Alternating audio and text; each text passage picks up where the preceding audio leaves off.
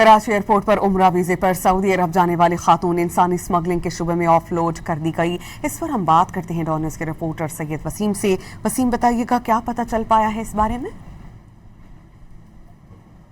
کراچی نے عمرہ ویزے پر سعودی عرب جانے والی خاتون کو آف لوڈ کر دیا ہے۔ مسافرہ کی شناخت انم کے نام سے ہوئی ہے، جو پاکستانی پاسپورٹ پر عمرہ ویزا کے ذریعے سعودی عرب روانہ ہو رہی تھی۔ دوران امیگریشن کلیئرنس مسافرہ جو کلیئرنس ہوتی ہے مشکوک سفری معلومات کی بنیاد پر اور جانچ پڑتال پر انٹرویو کے لیے روک لیا گیا ہے۔ دوران انٹرویو مسافرہ نے انکشاف کیا کہ اس نے سعودی عرب میں مقیم اپنے دوست الیاس سے ویزا حاصل کیا تھا۔